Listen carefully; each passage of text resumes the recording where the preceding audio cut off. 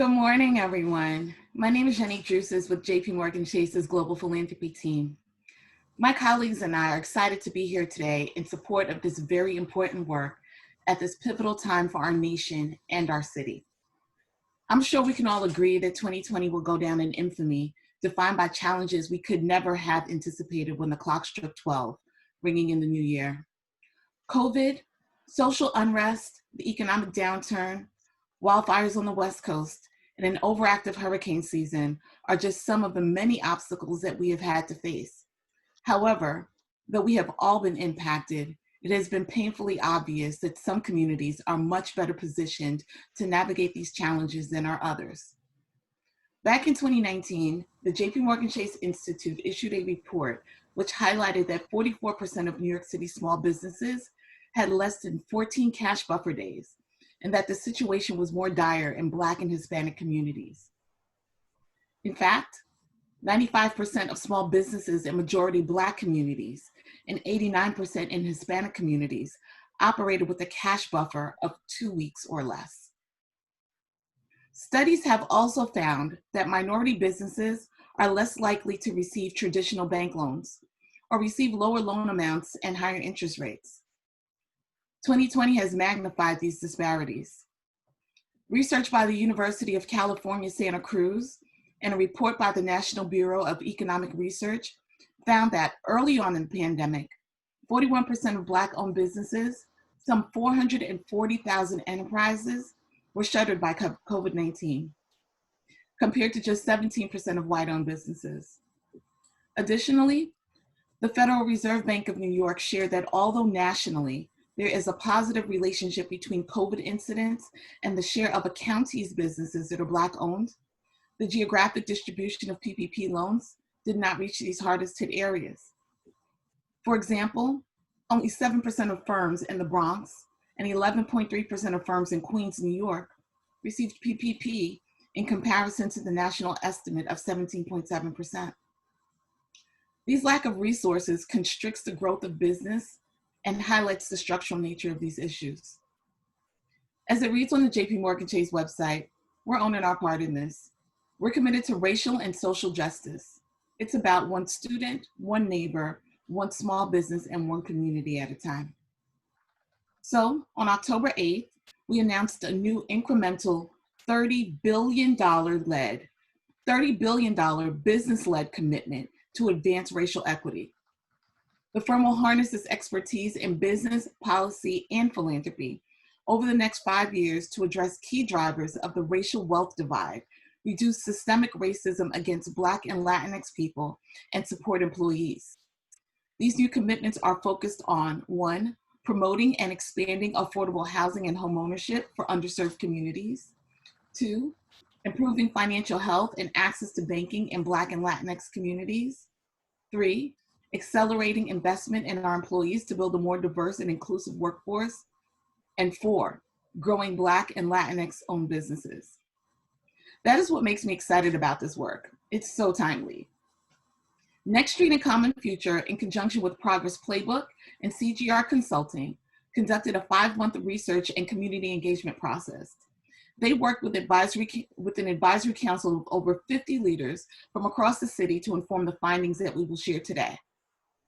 I want to give a personal thank you to the advisory council members for transparent participation, including our colleagues from Citi and Capital One.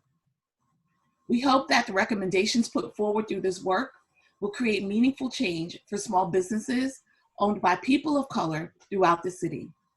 So, as you listen to the findings, ask yourself, what can I do to help rebuild this city and to support the small businesses that have been on the fringes of the ecosystem for too long?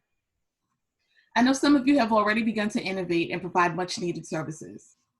We want to hear about those. We will all need to work together to help drive this work forward and to realize an inclusive and equitable economy for all New Yorkers. We look forward to connecting with our colleagues in the philanthropic funding sector to explore ways that we can collaboratively support organizations on the front lines. Thank you for making the time to attend and for your ongoing commitment to New York City small businesses. Today's event is going to be interactive, which means that your participation is needed and necessary.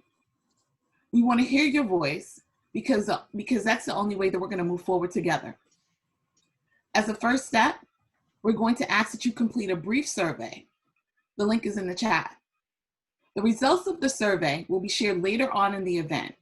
So be sure to have your answers in by 9:45 a.m. Again, that is 9:45 a.m. You'll be reminded to get those answers in periodically until then. So don't delay. Now, it is my absolute pleasure to introduce to you Dawn Kelly, owner of the Nourish Spot in Jamaica, Queens. Dawn? Thank you very much, Yannick, for this awesome opportunity to represent small businesses. I am Dawn Kelly. I'm happy to be an advisory, New York City Small Business Ecosystem Advisory Council, and I applaud JPMorgan Chase, Citibank, and Capital One, and the entire group for the work that you've done in this survey. As the CEO and founder of the Nourish Spot, a healthy food and beverage haven situated in the food desert of Southeast Jamaica, Queens on Guy R. Brewer Boulevard. We serve both organic and non-organic produce and a plethora of fruits and vegetables that customers, who we affectionately call nourishers, can customize into a healthy meal or beverage. And we all know during COVID-19, this type of fare is what doctors and medical professionals are advocating that our residents in New York City and beyond consume to make sure that they stay healthy and vital and able to fight off infectious diseases like COVID and other chronic illnesses like heart disease and gout and arthritis and in some cases even the effects of cancer and chemotherapy. I began the Nourish Spot in collaboration with my two children, Owen Duncan and Jay Duncan, in the heart of Southeast Queens because my grandfather over 80 years ago bought a home in this community, and it was the first home in my entire family. And so as the eldest and firstborn of his daughter, I bought that house and decided that I would take a stake in our neighborhood and do all I can to be a beacon of light for the people that live in the community, as well as once my corporate role was eliminated in 2015, established the Nourish Spot as a place where people can help themselves get healthier and live a more vibrant life. We also established the Nourish Spot to serve as a community gathering spot where people can share information about jobs, about other type of opportunities, even about grants. But because of COVID, we're not able to invite people in the store, so we are leveraging our social media platform at the Nourish Spot to explain to people just how important it is to eat healthy. We use the platform to also share information and videos. We did an IG Live with Borough President Eric Adams just recently, who wrote a book about Healthy at Last and his journey to become not diabetic. We also use it to access doctors that can come online to talk about how to eat and drink healthier and how to protect your life during COVID. In addition, I established the business with my own savings and severance. The reason why is because I was informed by many people that I know that banks typically do not give loans to first-time business owners, and adding on the fact that I'm a Black woman, that would be additional strikes against me. So I decided just to invest in myself and my family, if you will, and just use my own savings and severance to start the business and actually to keep us going. COVID has been a struggle. We've lost staff because of their their fear of traveling via mass transportation. So the staff that we've been left with are young freshmen in college. They all graduated during COVID from high school, that live in the community, and they mask up and glove up and come to work every day. These young people started with us as interns, coming to us through a network of nonprofit organizations such as the Child Care Center of New York, Pathways to Graduation, the Mayor's Culinary Careers Through Culinary Arts Program, Summer Youth Employee Program, and the list goes on, because I luckily have been able to reach back into the network that I have amassed over the years, having served in a number of roles at the City University of New York, York College as a Director of Public Relations, also at Prudential Financial as a Department Vice President of Global Communications. And so in those roles, I had the opportunity to cultivate a wonderful network of individuals that I can reach back for assistance. In addition, once I took the leap of faith to become a small business entrepreneur in New York City, I could also lean on heavily New York City Small Business Services, Small Business Solutions Center. I had an advocate by the name of Lisa Ennis, who I am so happy was able to really handhold me through all of the obstacles and leaps of faith that I had to take in order to get my permits, in order to become a MWBE certified business, in order to stay abreast of all of the new rules around COVID. I mean, I was able to call on her and ask her what I needed to do in order to make sure we can remain open during COVID. In addition to that, of course, customer I guess request or reception has been down, right? Because a lot of people have lost their jobs. A lot of people are home.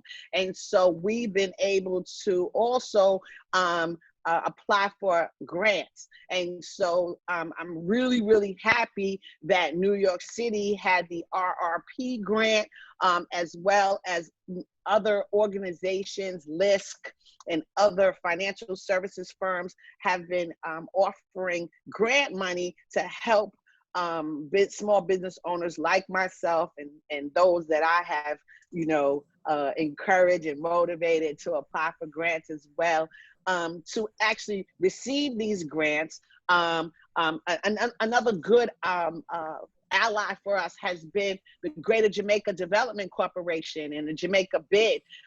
Greater Jamaica is a CDFI, and we're lucky to have something like that in our community. Now, one more thing I would like to offer, we did get the PPP grant, but the reason I believe that we got the grant is because we had all our paperwork in order, and we have partners like Progress Playbook and Greater Jamaica and the Jamaica Bid, and also Small Business Services and New York City Councilman Danique Miller, and our New York State Senator Leroy Comrie, and our Congressman Gregory Meeks, and as well as the Queens Chamber of Commerce and Queens Together and Queens Economic Development Center. These are all organizations that I've been able to tap into because I have a relationship with them. But I think that these type of relationships need to be stronger and wider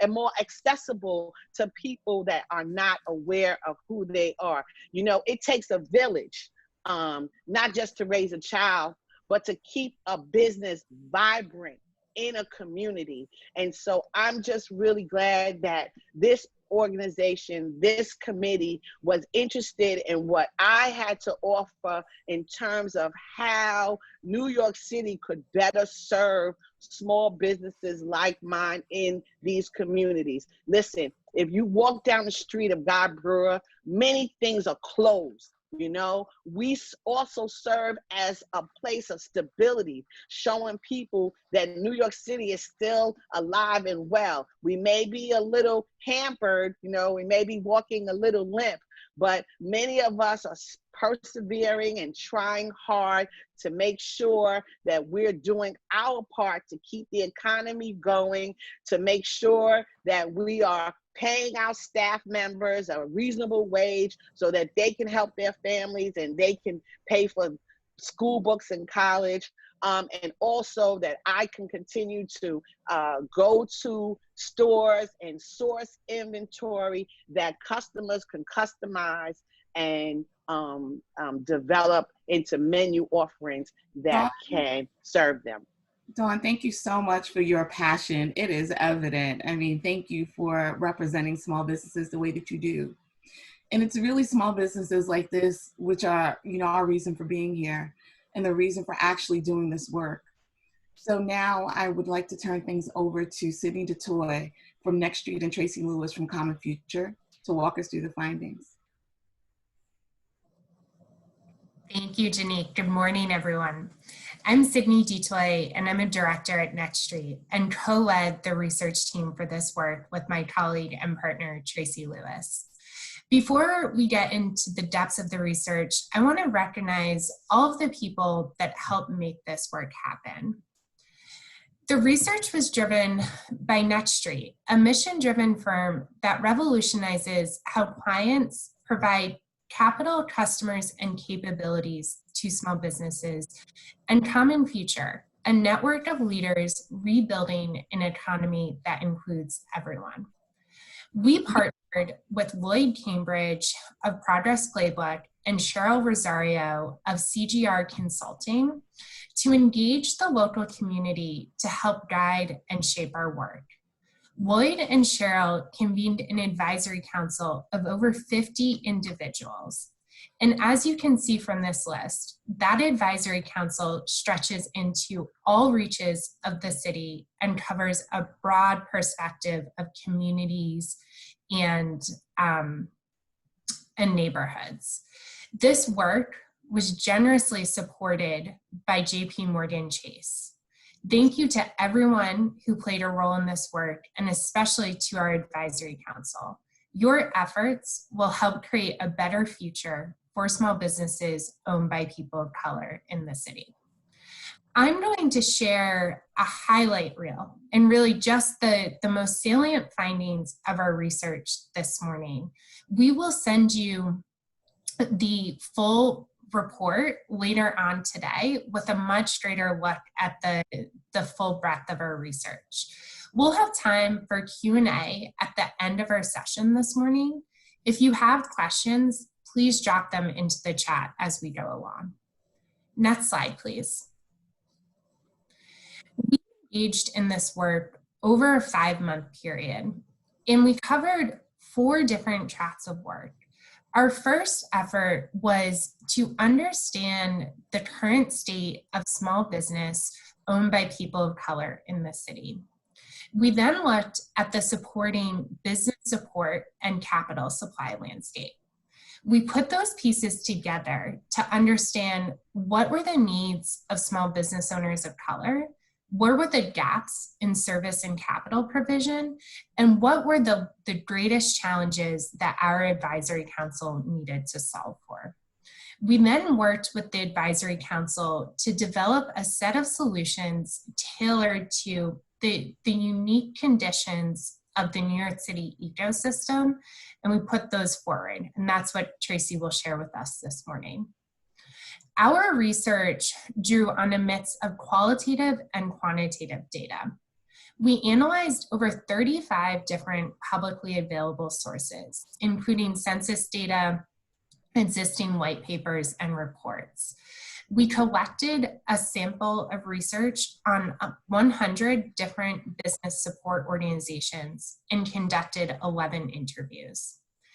Given that a lot of our work was conducted amidst the pandemic, we also used news articles, primary surveys, webinars, and other sources to understand the impact of the pandemic in real time.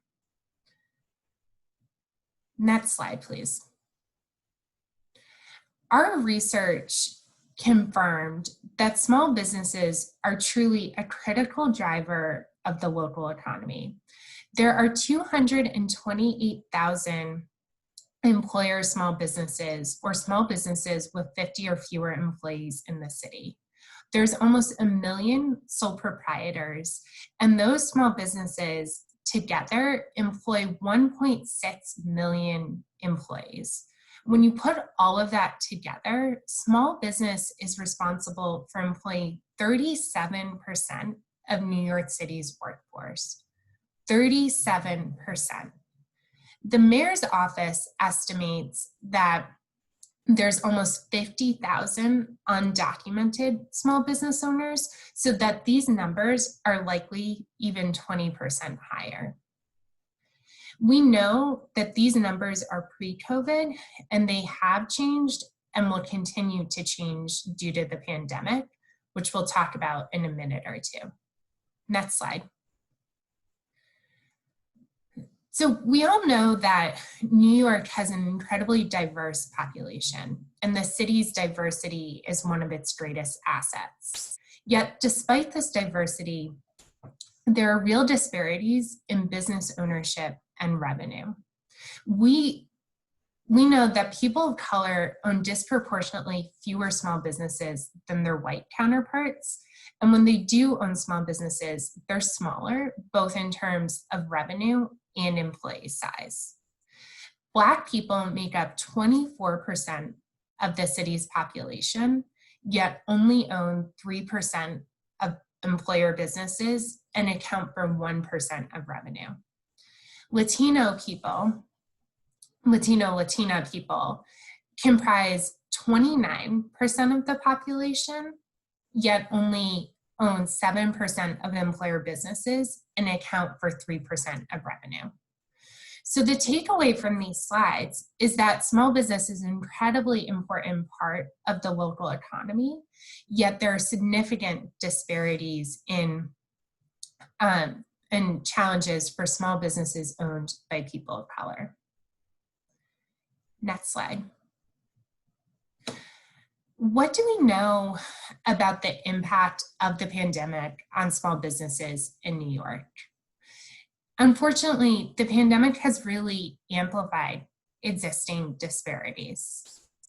As Janine said, at a national level, 3.3 million businesses, or 22% of all businesses, were lost in the early months of the pandemic. And that was felt, and the impact was even greater on businesses owned by people of color. 41% of Black-owned businesses, 32% of Latino-owned businesses, and 26% of Asian-owned businesses permanently closed nationwide. The impact in New York is similar.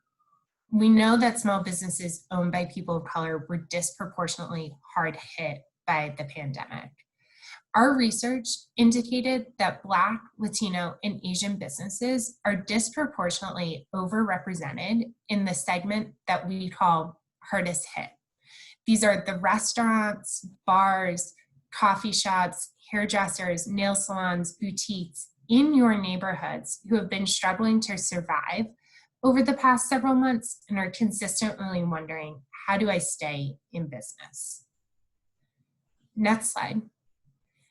Shifting tracks for a little, we also looked at the capital supply in the city. Historically, the city has a capital demand of just over $60 billion, with the majority of that coming from white and non-Latino business owners, given the imbalance of business ownership that we looked at. And demand has been just over $15 billion, which creates an annual capital gap for small businesses of $45 billion. an annual gap of $45 billion in unmet need for financing. We expect that some of this demand will and already has begun to level off due to the impact of the pandemic as small businesses are struggling to survive and fear becoming over-leveraged and underwriting and investment policies are tightened. Our research also showed that this unmet need for capital is amplified in particular parts of the city and for particular communities. There are disproportionately low rates of traditional and alternative lending in neighborhoods with high concentrations of Black and Latino residents in the Bronx and Eastern Brooklyn. Next slide. Finally, our research showed that the small business ecosystem in New York City is truly fragmented. Our interviews and conversations with advisory council members revealed that there are pockets of hyper-local neighborhood or community level collaboration, but efforts to connect those at the city level or even the borough level really do not yet exist today. And what we know because of that fragmentation is that small business owners don't know where to go to access resources, or they spend valuable time trying to connect to the resources. And as Dawn said, she's been able to tap into a significant breadth of existing resources in the city, but she had the relationships and the awareness to be able to find out how to navigate that network. And that doesn't exist for all small businesses and really creates challenges today. So again, this is the highest Cliff Notes version of the findings of our research. Please keep an eye on your email for the report that we will share later today. With that, I will pass it to Tracy Lewis of Common Future to share more about what the Advisory Council recommends moving forward. Thank you, Sydney. Hello again, everyone. I represent the Common Future team in this partnership via my firm, Lewis & Associates, LLC, that's based in Chicago, through Community Allies, also based in Chicago. And in this partnership, I supported community engagement efforts in New York. Common Future is a national nonprofit organization based out of Oakland, California, that works to uplift a network of leaders to rebuild an economy that includes everyone. Their initiatives shift capital, uplift local leaders, and advise the development of equitable economies. As a part of our community engagement process in New York, our teams work together with the working group and the advisory council to uplift 4 strategies for New York City small business owners of color. So you see them here on the slide. Hold on to your hats. I promise I'm not going to keep you guessing in suspense. I'm going to go through each one. Next slide, please. So we first wanted to cover holistic service delivery, which considers the context of service barriers impacting small business owners of color. And with this, there's 3 components.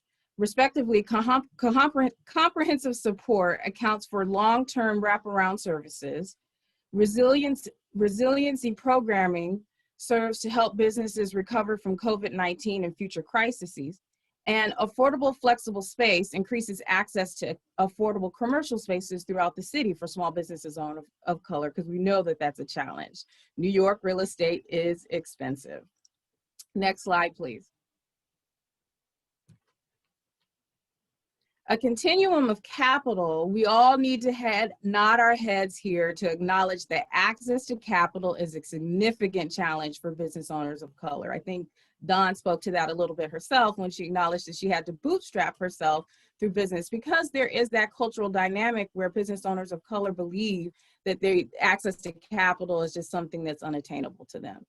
Therefore, here, we're collectively uplifting a need for streamlined capital, which improves the process of accessing capital. Next, we go to expanding a network of responsible lenders, which offers incentives to lenders to enter the New York market and integrate capital into service provision to bring the continuum of capital full circle. We also draw upon building partnerships to expand the pool of flexible capital products. Next slide, please.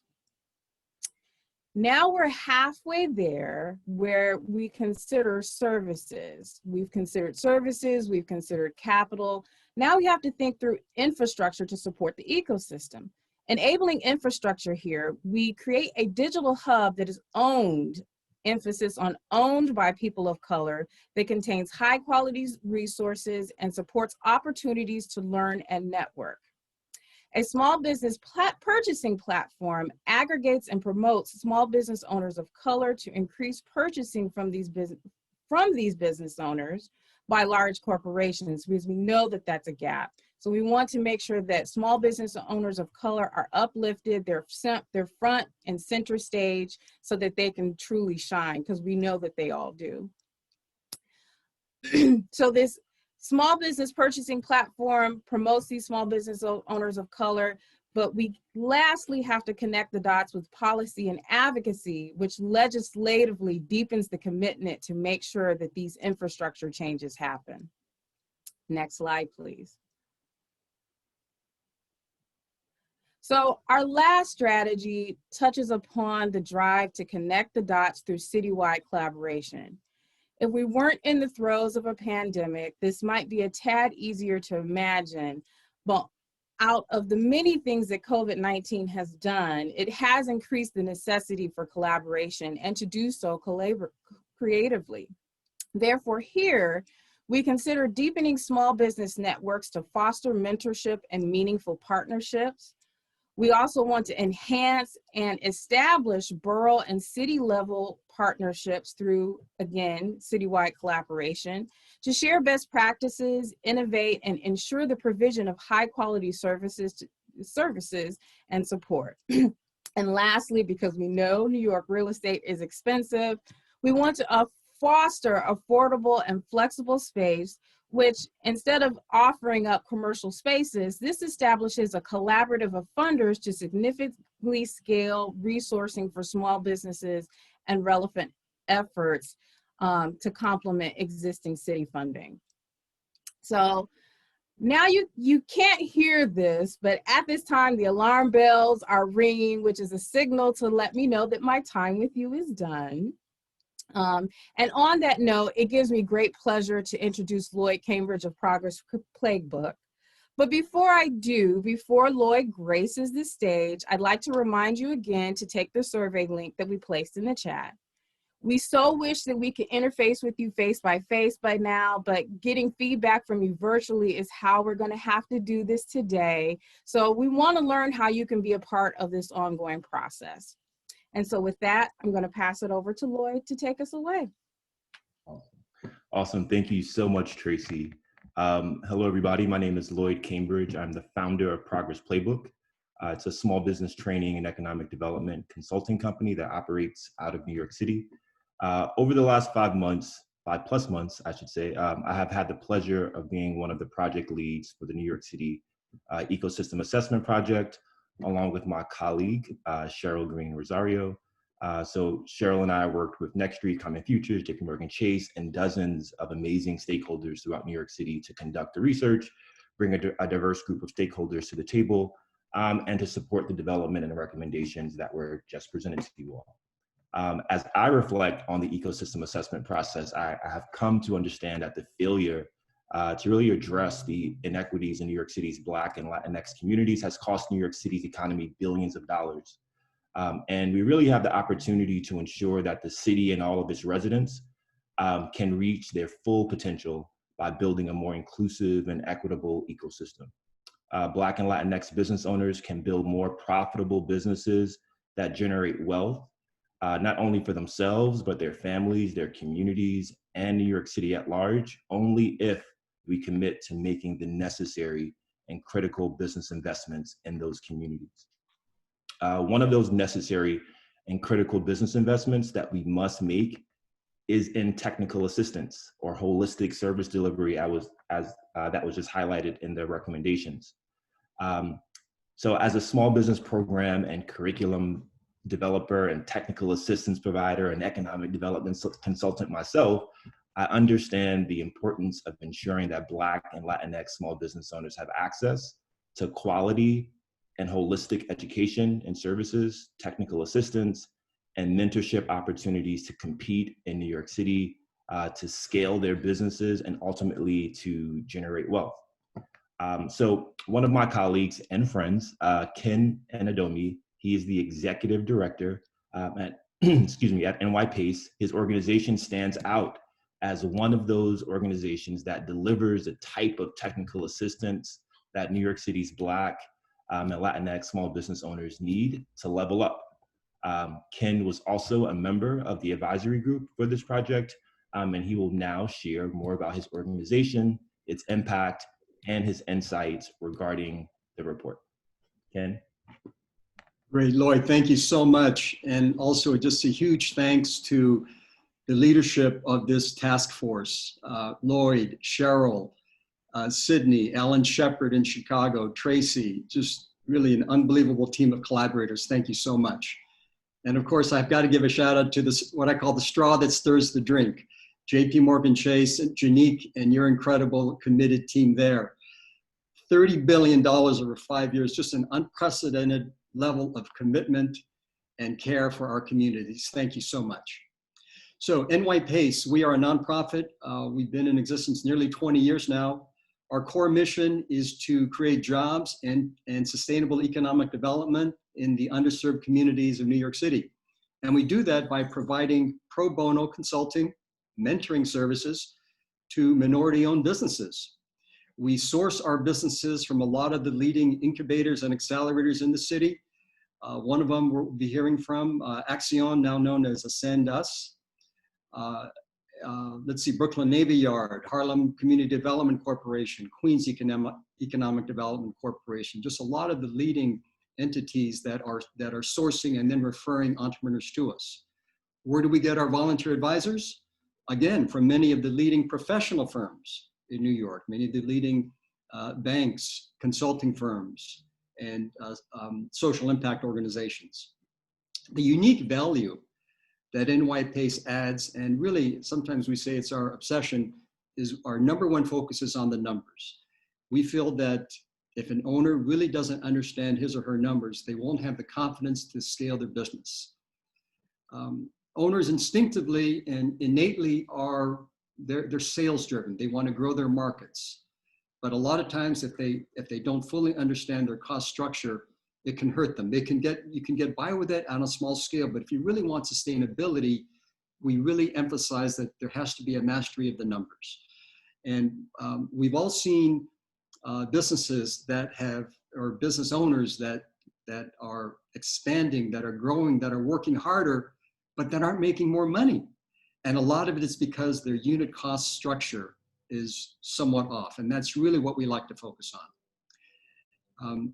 One of the key things is, if they can't do that, then one of the key things is how will they ever be able to offer a new product or service? How can they ever expand a location or open up a new storefront? How can they even make a new hire with confidence if they don't really understand their cost and their margin model? Another thing that this does is it empowers owners to not only accept new business, but to say no to business that may not be profitable. And that's been particularly important during the pandemic. One of our favorite quotes just came this summer from one of our owners that we helped. She was an owner of a catering company, and she said that, if you're in business and you don't know your numbers, it's not a business, it's a hobby. And she said, thank you for giving me the confidence to really run and operate my business. The impact that we've had across the board has been positive, often transformational. During COVID, we know that if a business closes, it's got a 2/3 chance of never opening again. So our emphasis has been to make sure that businesses can keep their doors open. And we've done that by helping them conserve cash, lower their break even, lower their fixed costs, explore business pivots, find ways to access relief capital. And it's been incredibly gratifying. We'll probably help close to 60 different businesses this year. Let me turn to what Janique opened with. She mentioned that we're facing crises now, 3 crises, socially, economically now. One, of course, is the health crisis of COVID. The second one, of course, is the economic downturn. And the third is obviously racial inequity. The work we're doing now with this ecosystem and the work that NYPACE is focused on is addressing those three crises with three trends, social trends, which we think are really just heading up and creating more steam each day.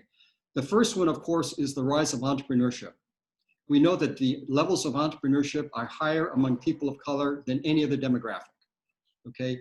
After all, these are populations that have been largely marginalized by the mainstream economy.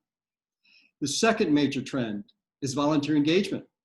And with JPMorgan Chase, we've had a partnership over the past 2 years in which we've mobilized small teams of JPMorgan Chase mentors, volunteer mentors from all sectors of the company who've stepped up to work in small teams of 2, maybe 3, working with one owner at a time over an 8-week window, okay? And it's been, again, it's been during COVID, it's been incredibly impactful. Third major trend, and this underscores everything we're talking about today, is our recognition of racial inequity and our fighting against inequality. I mean, thank God for this past election. You know, we feel that there's just a lot we can build on and which we can create together. Let me close with this one thought. It's kind of our favorite quote at NYPACE, and that is, to us, there's nothing more inspiring than an entrepreneur with a dream. And there's nothing more rewarding than helping that entrepreneur achieve his or her dream. So all of us, let's help more entrepreneurs, especially entrepreneurs of color, achieve their dreams. Thank you so much. And now let me turn it over to Cheryl. Great, thank you so much, Ken, and thank you for those final words. Wonderful quote and great information, and really appreciate your participation in this program. So good morning, everyone. I'm Cheryl Green Rosario, founder of CGR Consulting and co-lead with Lloyd of the New York City Small Business Ecosystem Project. Like Lloyd, it's been a pleasure working on this project with JPMorgan Chase, Common Future, Next Street, our wonderful advisory committee, and all the small business owners we met over these past months. As a female entrepreneur of color whose consulting business is focused on philanthropy and diversity, equity, and inclusion, I understand the need to have access to funding. Prior to starting my own business, I spent 25 years in the corporate social responsibility world, family foundations, funding numerous nonprofits, many led by people of color or serving diverse communities. I've seen the importance of applying a racial lens when it comes to funding. Being able to take that expertise and apply it to this project, advocating for small business owners of color, and bringing attention to the need to break down the barriers in accessing capital has made this project so special to me. Cash flow is a lifeline. Access to capital and ensuring lending standards are flexible are key to growing communities and making them stronger. That is why it's a pleasure to introduce to you Paul Quintero, CEO of Ascendus. Paul has experience in championing the development and growth of small businesses, with deep experience from investment banking, public accounting, community development, and many accolades at Ascendus, where he has been the CEO since 2011 and with the organization since 2007. Under his leadership, he has ensured the organization can fulfill its vision of creating access to capital to all communities. It's been a pleasure to have you, Paul, engaged in this project. And so with that, I'll hand it over to you to talk more about your work and the engagement with the New York City Small Business Ecosystem Project. Paul. Thank you, Cheryl. And I want to build on Ken's comments too. I want to thank everyone involved, JPMorgan Chase for spearheading and funding that commitment, but at a really, really busy time for everyone. And I think we heard it from Don on the day-to-day, how Ken has been responding to entrepreneurs, how all of us are having to adapt, what was normal. This effort by so many people to push through is just incredible. Big collective challenges require collective action. And I think that's what you're seeing here. And I was so impressed to see the huge list of advisors' input. This was a very inclusive process. And this is going to stand the test of time in terms of a blueprint because of the process that was done and the time that we did it. So just a kudos and congratulations to everyone. So grateful that so many people leaned in, took the time, and made this possible. So just from the bottom of my heart, thank you. This is very exciting for all of us. My name is Paul Quintero. I am the CEO of Ascendus. We are a nonprofit small business lending organization. We were formerly known as Accionist, but what we're doing today is we're in the midst of renewal because we're really transforming ourselves as we pursue a vision of financial ascension for all, which I think this effort is really about. We started in Brooklyn about 30 years ago, and while we can say that we've served 25,000 clients, $200 million in capital, I think we just heard at 45 billion, it just ain't enough. It's just not enough. There's so much more that we need to do, and I think that's why we're all here. Access to capital, it's already been said, is one of the key challenges for small business owners, and I think it's also been already shared, but we know that women, Black, and Latino business owners face a disproportionate challenge in this regard. And here I wanted to just share, a simple example of a very recent client, Tiffany Diaz in the Bronx. Her business, My First Steps Enrichment Program. So Tiffany, the overdoer, 2 degrees, one in behavioral science, one in business science. So you think that she would leverage that in some kind of business setting, a formal business setting. In her words, working in the corporate office, it's not what gets me up in the morning. So she decided to do something that did. And I think as we heard earlier from Don, her passions, for Tiffany, it was really about the psychology of people and helping others. And so for her, it was starting the childcare business, which she did in 2011. She saw all the things that she learned kind of come together in helping the kids and helping the parents and creating the community. And so little by little, she started to expand and grow that. She created a separate after-school program in the Bronx, and then found advocacy. And I think, Don, you're another great advocate. This was run in the small business DNA. But so Tiffany found that she needed to provide a voice in her community and for the businesses like hers. So things continued along, and she was serving up to 35 children until COVID. And then it was down to 3. So you can imagine the shock that was. And with 5 people that depended on that employment, she had a lot to think about. Weeks went by, and some pivoted, as Ken had mentioned. Some looked at that break even, but even with that, she was this close and about to talk to her landlord and say, you know what, I'm going to have to give up this space and this dream. And fortunately, we were able to connect with her and offer a PPP loan. And I think very much like Don had found, that really was a lifeline. I share this, though, because, frankly, we were lucky. We were lucky. And why were we lucky? Because at that particular moment, our organization, like many other CDFIs, and some I know are on this call today, we needed the capital to lend to the Tiffanys. And we had just happened to secure some. In this case, it came from the public sector, from the state. But had we not had that money, we could not have supported organizations or people like Tiffany. And so I wanted to I know you have a full report, but I just wanted to highlight one of the 4 recommendations on the Continuum to Capital. And that was about expanding pools of flexible capital. And I'm just going to read from here because I think it says it all.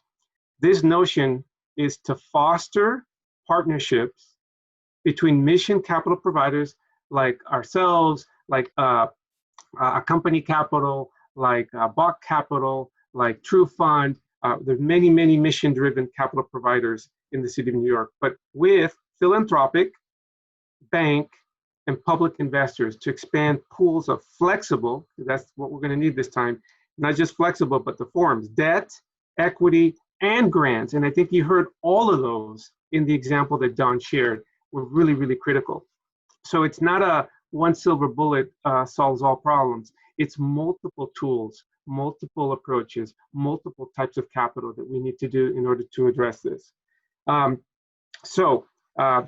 But for that capital, this could not have been possible. And for those that might be listening and think, well, this is a nice grandiose hypothetical. We have already seen, not exactly in that form that was recommended, but even in the state of New York and working with the public sector, you have already seen encouraging and innovative efforts like this. The New York Forward Loan Fund program was quickly stood up, $100 million, borrowed some of the elements of this recommendation, which was bring private capital together. In this case, it wasn't a philanthropic source, it was a state source with the loan loss reserve.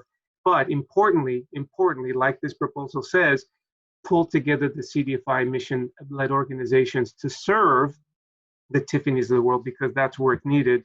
So I shared that not because that's the example of what's being recommended. I share that to say that this recommendation is imminently achievable, imminently achievable. And so I want to remind us, capital was a pre-existing condition before COVID and is going to be an existing condition when this passes. But for the capital that we were provided, we would not have been able to help Tiffany, and CDFIs will not be able to help other Tiffany's in the future. For those who are listening on this call who can, I strongly encourage you to consider working with us to create pools of flexible capital so that New York City businesses can be more resilient, not just now, but afterwards. Thank you very much. Thank you, Paul. Thank you, Ken, Cheryl, and Lloyd.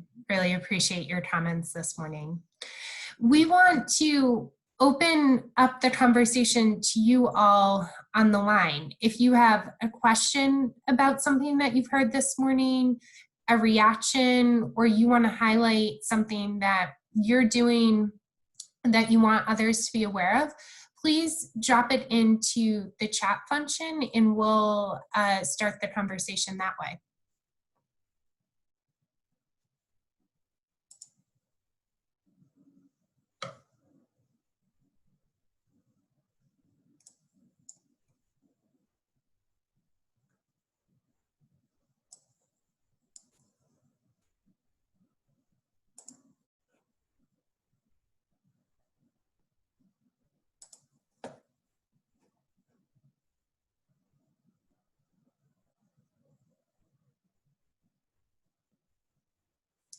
I know we have 55 New Yorkers on the line, so I can't imagine there's not a question.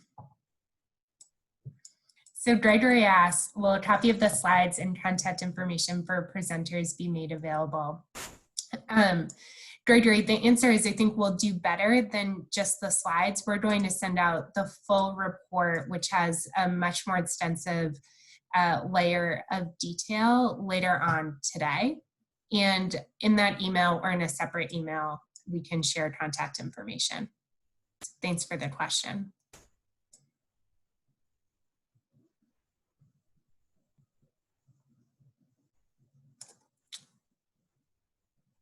So we got this question from Richard. How can we better integrate immigrant-owned business owners to acquire capital resources and change the culture of cutting corners? Paul, is that something that you want to answer? Yes, and sorry if you could repeat it, because I saw a chat question and Yeah, how can we better integrate immigrant-owned business owners to acquire capital resources and change the culture of cutting corners? Well, I won't profess a single answer, but I think in the recommendation, and it started with creating the networks, one of the things that was said earlier is the fragmentation. It's not just fragmentation in terms of how we collaborate and coordinate, it's also the siloed approach that people have taken in terms of thinking, I have to do this all by myself. One of the core recommendations of this effort is to better integrate a holistic solution. So if it's immigrant, we need to think creatively. Immigrant from where? How do we start from where people are at? We have consulates when people are coming that can provide a source of information. We have places of faith. We have a number of different areas where the education of what's out there and available. I can't tell you how many times we've met with entrepreneurs that did not know what Dawn had known, which is that there is an BS.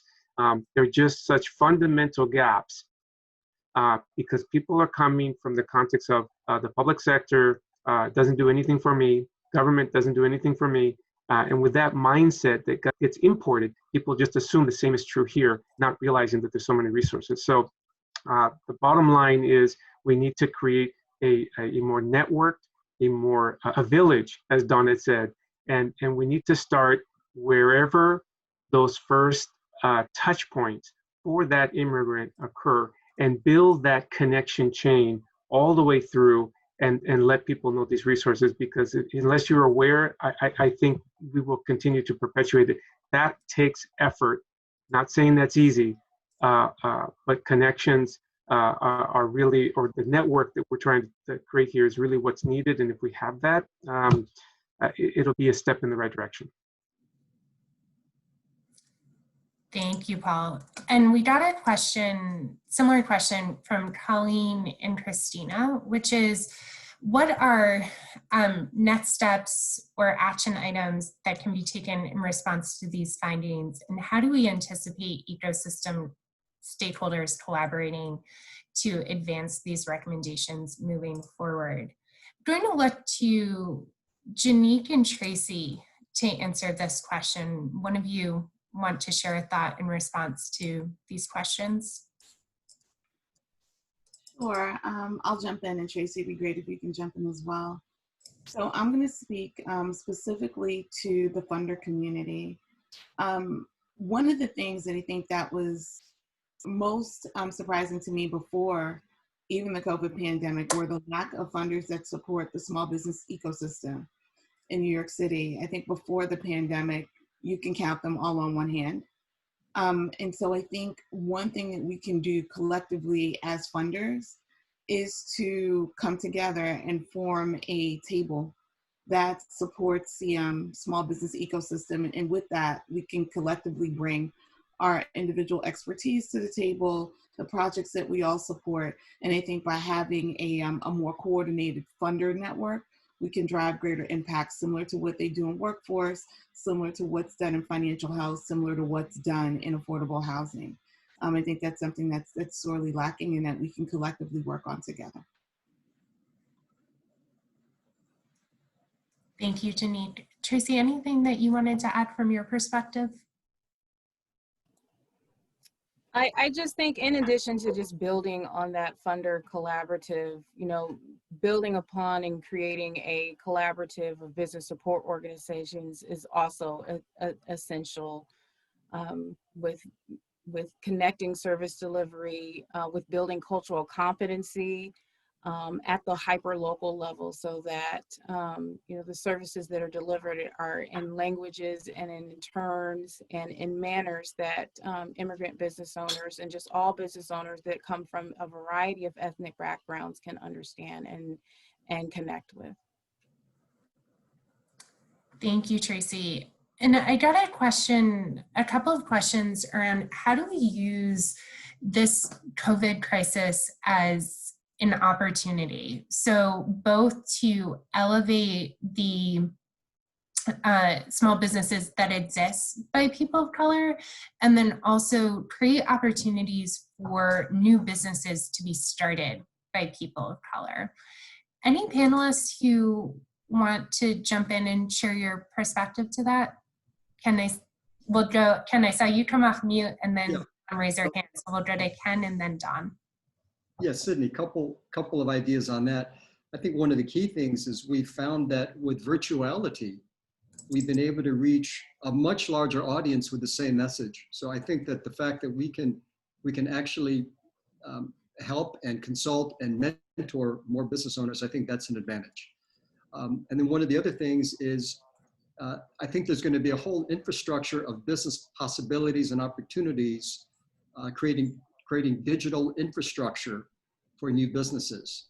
And a lot of entrepreneurs of color could be part of that digital infrastructure, digital strategies movement that all businesses are going to need.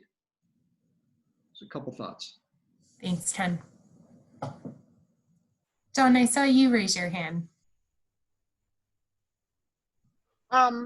No, I just think that it would be great if we had some kind of, I was just thinking about like if we had some kind of listserv or something where small business owners, we could all get together and talk about the challenges that we're facing, and maybe, you know, populate it with ways in which we capably manage some of the challenges, so that there's some kind of, you know, I guess a go-to place that has an archive of good ideas, strategies, and ideas on how to manage challenges. Thanks, Dawn. And I'll make a plug for one of the key recommendations in the report is building a small business resource hub, where some sort of online digital platform where small businesses can go and access all of those different services, but also connect with each other, learn more about success stories such as yourself. And I know the New York City, the Partnership for New York and a set of partners have released something similar to help small businesses respond directly to COVID, called the Small Business Resource Network, but think there's still additional opportunity to do more there. So I appreciate the active conversation and questions in the chat. Please hold your thoughts for a few minutes. We are going to look at the results of the survey right now, and then we'll break out into small group discussions where you all will have the opportunity to ask more detailed questions of the members of the research team, but also share ideas and perspectives on the different recommendations and connect with each other. So Alexander or Katie, I'm going to ask you to pull up the slide with the results of the survey. So we asked the question of those 4 pillars, those recommendations that we shared today and Tracy went over, which will have the most critical impact on the small business ecosystem. And I think there's clear alignment that the continuum of capital and some of the solutions that Paul talked about will really be transformational and are much needed locally, and that there's also the need to focus on the citywide collaboration and holistic service delivery. And then we also asked you, what's everyone's interest in staying engaged in this work? And we got a 100% response. People are interested in continuing to participate in these types of convenings and conversations. And then a large portion who are really interested in playing some sort of role in driving the implementation forward. So thank you very, very much to all of you who are interested in staying involved in driving these recommendations forward. We now have your email address and we will certainly be reaching out. So we are going to transition into small group discussions. We will have 4 different Zoom meeting rooms open. They'll be facilitated by a member of our research team. One discussion about capital, one about holistic service delivery, one on enabling infrastructure, and one on citywide collaboration. You can copy down the meeting ID that you see on this screen, click on the Zoom link that Katie just put in the chat, or check your email, because Katie has emailed everyone the various different Zoom links so that you can put through and join right from your desktop. So with that, really, thank you all for the discussion today, the active participation, the comments via the chat. Thank you to all of our speakers. This is really the start of a lot of important and very exciting work to come for small businesses of color in the New York City ecosystem. We hope that you join these Zoom us in a few minutes. With that, I will pass it to Janique to wrap us up. So I just echo the statements that Cindy just shared. Thank you all for joining us today to actually lend your collective brain capital to this work, because this is just the beginning. This isn't the end. The research is the start of this conversation. And, you know, a number of questions have come up about what do we do next. That's something that we hope to discuss in these meetings that you all are being sent to. In addition to that, for my funder colleagues, you will receive, if you haven't already, received an invitation to participate in a subsequent event on December 8th to take a deeper dive into these issues and to learn from our collective work in this space. So we're starting to move forward, but we definitely hear the need. There's also a need to convene small business support organizations as well as others. So more to come. All right, see you in the breakout rooms.